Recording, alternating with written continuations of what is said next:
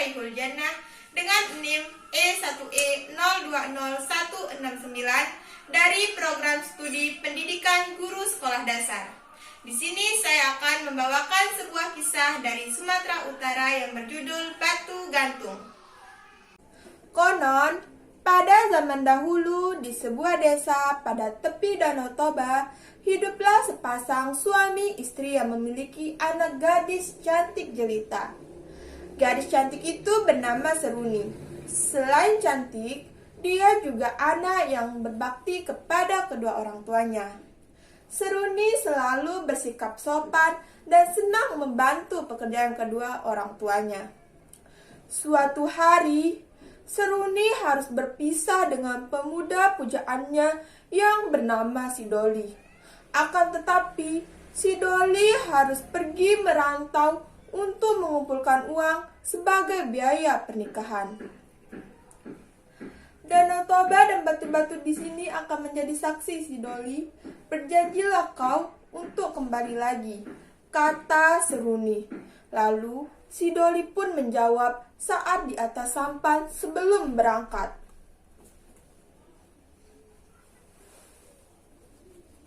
Seruni, aku berjanji, aku akan menemuimu lagi di tempat ini.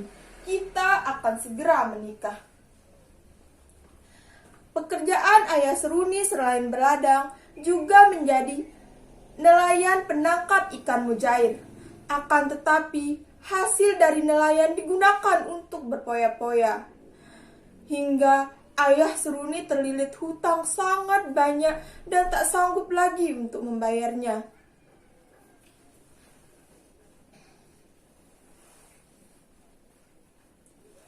Hutangmu sudah terlalu banyak. Sudah saatnya kau harus membayar hutangnya sekarang juga.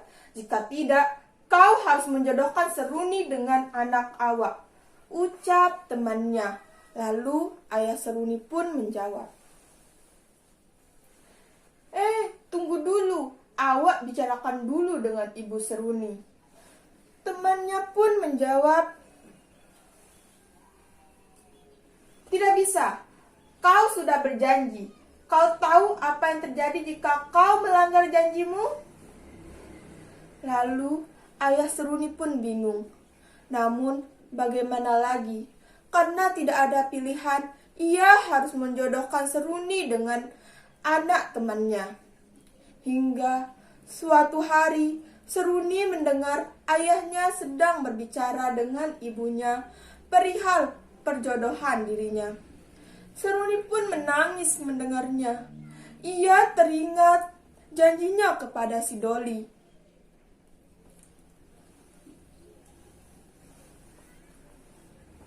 Bagaimana jika Seruni tidak setuju dijodohkan? Ucap ibu Seruni. Lalu ayah Seruni pun menjawab, Seruni harus mau dijodohkan. Jika tidak, kita dalam bahaya besar. Keesokan harinya, Seruni pergi berladang seperti biasanya. Kali ini, ia pergi berladang seorang diri. Karena kedua orang tuanya ada keperluan di desa tetangga. Hanya si Toki anjingnya lah yang selalu setia menemaninya.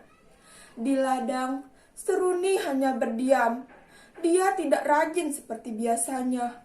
Wajahnya muram. Sesekali si Toki menggonggong untuk menarik perhatian Seruni. Namun, Seruni hanya menoleh sebentar dan melamun kembali. Seruni tidak tahan menahan kesedihannya. Dia butuh seseorang untuk mendengarkan keluh kesahnya. Toki, aku sedang bersedih. Aku bingung. Ayahku menjodohkanku dengan pemuda lain, sedangkan aku sudah punya kekasih hati. Jika aku tidak menuruti ayahku, maka ayah dan ibu dalam bahaya. Jika aku menuruti ayahku, aku tidak mau membuat Sidoli kecewa. Aku harus bagaimana? Ucap Seruni. Tangis Seruni pun pecah. Si Toki semakin bingung melihat majikannya menangis. Dia mengendus-endus di pangkuan Seruni. Dengan berderai air mata, Seruni bergegas berjalan menuju Danau Toba. Si Toki pun segera mengikuti kemanapun majikannya pergi. Toki pun bingung melihat majikannya berjalan sangat cepat menuju tebing Danau Toba. Si Toki berulang kali menggonggong kepada Seruni, hingga sampai di tebing tepi Danau Toba.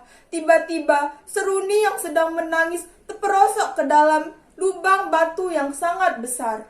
Lubang yang sangat gelap membuat Seruni ketakutan dan berteriak meminta tolong kepada si Toki. Namun, si Toki hanyalah seekor binatang. Dia tidak bisa berbuat apa-apa selain menggonggong di sekitar lubang tersebut. Seruni pun putus asa karena tidak kunjung datang pertolongan untuk dirinya. Seruni pun berteriak, "Parapat, parapat batu!"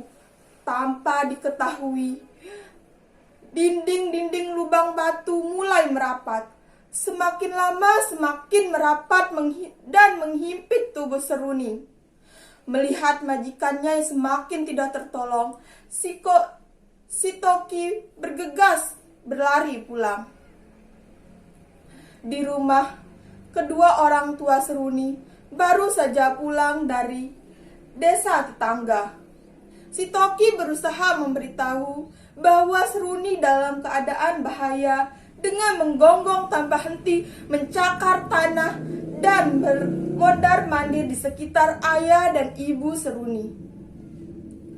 Sadar dengan isyarat si Toki, ayah dan ibu Seruni pun langsung bergegas mengikuti si Toki, hingga sampai di lubang tempat anak gadis mereka terperosok. Mereka mendengar jeritan anak gadis mereka dari dalam lubang. Namun, keduanya tidak bisa menolong. Ayah Seruni pun langsung berlari meminta pertolongan kepada warga. Tak lama kemudian, tetangga mereka berdatangan ke lubang tempat Seruni terperosok.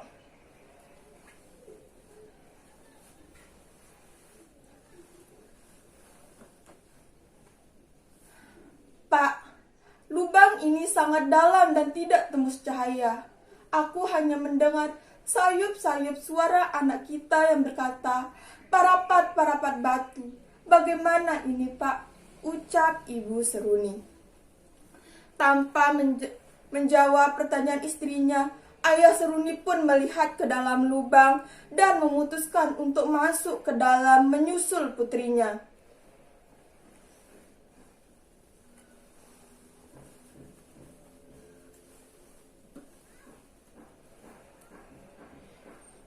"Pegang obor ini, Bu.